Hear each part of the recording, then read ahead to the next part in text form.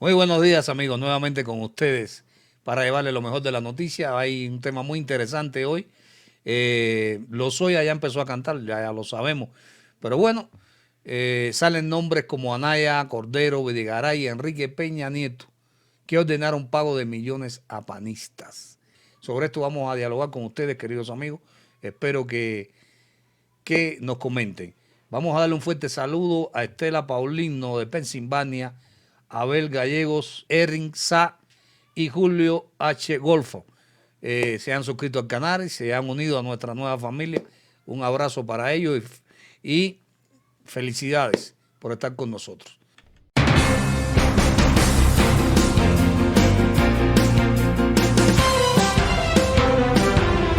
Y entrando en materia, como les digo, fue el entonces secretario de Hacienda y Créditos Públicos Luis Videgaray Caso, líder de la estrategia junto con el expresidente Enrique Peña Nieto, quien le pidió a Lozoya enviar 6.8 millones de pesos a Ricardo Anaya Cortés, expresidente de la Cámara de Diputados. Así como lo estoy diciendo, Anaya, el canalla grande, también entró, pero muy de frente con esto, y dice que Emilio Lozoya Austin declaró ante autoridades federales que dio 52.380.000 pesos en sobornos a legisladores del Partido Acción Nacional para que aprobaran las reformas impulsadas por el Acuerdo Político Pacto por México.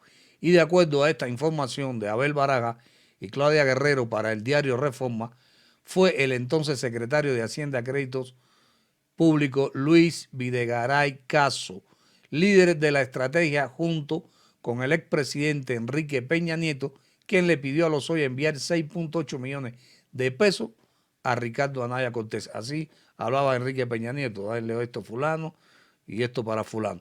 Bueno, ya ustedes conocen, ya prácticamente sabíamos que había sido así, pero ya hay pruebas que ya las cosas cambian. Y de acuerdo con otras filtraciones, muchos de los panistas sobornados eran cercanos a quién, a Felipe Calderón Hinojosa. El expresidente tuvo un fuerte control de Acción Nacional hasta que dejó el mandato, de tal manera que logró colocar familiares y amigos en listas plurinominales en la renovación de los cuerpos legislativos. Pero los sobornos habrían sido en horizontal y sin distingos. Anaya, quien no era cercano a Calderón, se desempeñó como presidente de la Cámara de Diputados de 2013 a 2014, lapso en la que se llevó a cabo la discusión de la reforma energética en mayo de 2014, asumió el cargo de secretario general del PAN. Este señor entonces ya estaba frente a esta situación y manejó todo, el billete le entró a él, pero entre el 11 de diciembre del 2013 y el 21 de abril del 2014, Lozoya envió más de 52 millones de pesos a legisladores del PAN. Entre los nombres de los señalados destacan los ex senadores Ernesto Javier Cordero, Arroyo Salvador, Vega Casillas. También fueron mencionados los actuales gobernadores de Querétaro y Tamaulipas, Francisco Domínguez Servién y Francisco García Cabeza de Vaca, respectivamente. Y otros de los destinatarios nombrados por Lozoya fueron Jorge Luis Lavalle Mauri, el presidente de la Comisión de Administración del Senado, y Rafael Jesús Carabeo Opengo, ex secretario técnico de la misma, quien además estuvo implicado en la recepción del dinero, subrayó Reforma. Por eso, la reforma energética en diciembre de 2013 fue un motivo de fiesta para una gran parte de la clase política, en especial para los partidos revolucionarios, el PRI y el PAN, que el primero ocupaba la presidencia y el segundo la había desocupado en buenos términos. Esas son declaraciones que ya comienza a hacer en Lozoya. Por eso AMLO dijo que se sobornó a legisladores por reforma energética. Así, claro, lo dijo y ya lo sabía. También dijo que AMLO, la serie de Netflix se queda fresa comparada con el caso de Lozoya. Queridos amigos, esto nos muestra una vez más el grado increíble de corrupción. Y en base a esto, hoy en la mañanera, vemos que el presidente empieza a hablar esto y vamos a ver qué pasó, qué fue lo que dijo o qué leyeron acerca de un comunicado que sacó Carlos Loret de Mola. Ahora parece que quiere denunciar todo lo malo que había y el hombre parece que quiere decir la verdad. Veamos qué pasó. Pues es creíble. Miren lo que dice. Bueno, este artículo lo escribió el 22 de julio en el Universal, Cómo casar a Peña Nieto, y dice así. Hace 4 días. Hace 4 días. Enrique Peña Nieto solía hacer amarres en su propia oficina, con gobernadores o con legisladores de mayor perfil. Votos a cambio de recursos presupuestales con margen de discrecionalidad para que a la hora de ser asignados generaran una comisión entre comillas. Concluida la negociación, levantaba el teléfono rojo de la oficina presidencial de Los Pinos y muchas veces incluso giraba la instrucción directamente a Fernando Galindo, su subsecretario de Egresos de Hacienda. Dale tantos millones a tal o a cual y punto. Lo que seguía era una minuciosa operación para darle forma legal al asunto. El papeleo, pues, para guardar las apariencias. Esa minuciosa operación era llevada a cabo por un hombre que fue asesinado hace 2 meses en Morelos. La Fiscalía Local apuntó que fue un crimen pasional. Nadie como Isaac Gamboa Lozano, quien el sexenio pasado se desempeñó como titular de la Unidad de Política y Control Presupuestal de Hacienda, para hacer una radiografía de cómo funcionaba la corrupción al más alto nivel. A cambio de los votos del Congreso, legisladores y gobernadores recibían manga ancha para etiquetar, entre comillas, recursos del presupuesto federal hacia alguna obra pública que quisieran, y de esa obra ellos se quedaban con una tajada. Isaac Gamboa era el hombre que aterrizaba el papeleo. Las citas solían realizarse en las oficinas de la Secretaría de Hacienda en la Avenida Constituyentes de la Ciudad de México. Era el último eslabón de los moches, entre comillas, que habían pactado en las negociaciones políticas los altos mandos del gobierno. Gamboa Lozano se llevó muchos nombres y muchos números a la tumba, pero no era el único que sabía.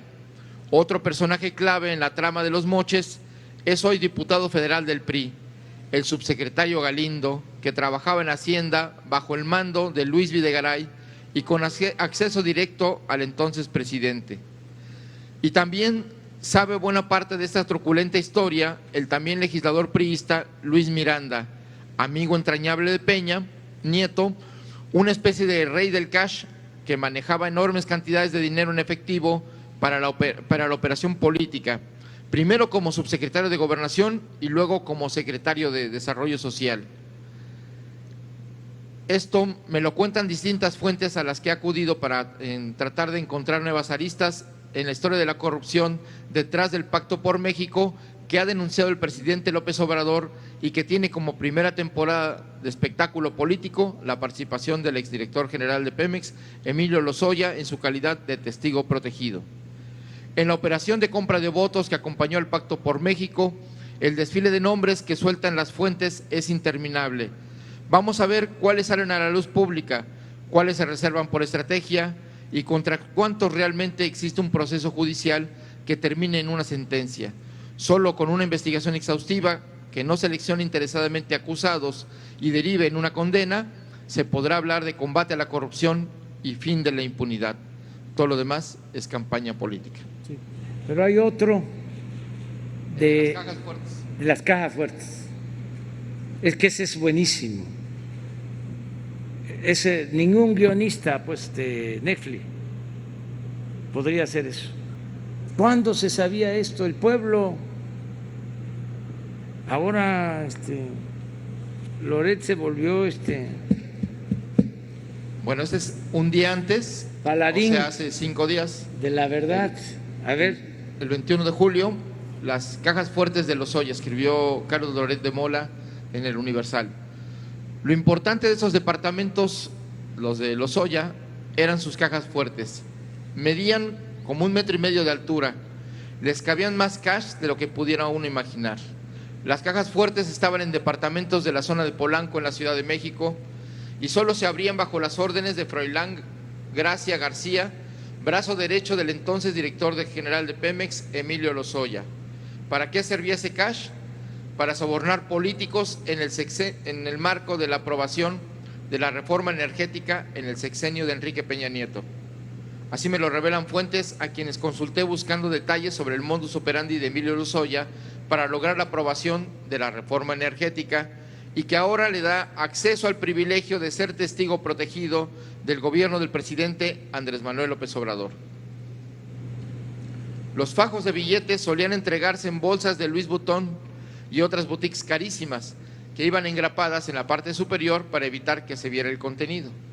A veces se entregaban en los departamentos, a veces en la torre de Pemex, pero cuando se perdió el pudor, se veía a los legisladores al terminar sus jornadas de trabajo desfilando en los pasillos de las cámaras de diputados y senadores con sus bolsas de marca rumbo al estacionamiento para guardarlas en las cajuelas de sus coches. Ahí tenemos parte de lo que se declara. Es increíble la corrupción. Y ahora resulta que Loret de Mola está dando, ¿no? Está hablando de este tema después de que ha criticado tanto, en este caso, al presidente. Por último, le preguntan al presidente qué va a pasar con Peña Nieto, ¿no? Y demás. Vamos a ver qué le contesta el presidente. ¿Considera que la Fiscalía General de la República podría llamar al expresidente Peña Nieto a declarar? Yo creo que todos los involucrados, si así lo decide la Fiscalía, todos tienen que comparecer.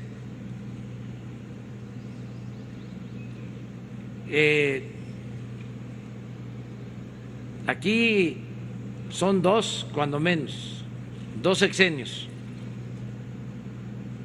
porque no solo es el caso de la reforma energética, es lo de Odebrecht, y eso viene del sexenio de Felipe Calderón. O sea, son procesos que se complementan. Y ahí está claro la otra parte, queridos amigos, que queríamos ver. Calderón también va a entrar en este proceso y va a haber investigación y hay que declarar. Y él está de acuerdo con eso, hay que declarar la situación, hay que actuar. Él no puede callarse la boca, su postura ya la dijo desde un principio, que el pueblo decidiera sobre los presidentes, pero él no puede meter las manos para nada. Es interesante esto, amigos, espero sus comentarios, como siempre les decía, y que se suscriban al canal. Hasta la próxima, amigos. Bye.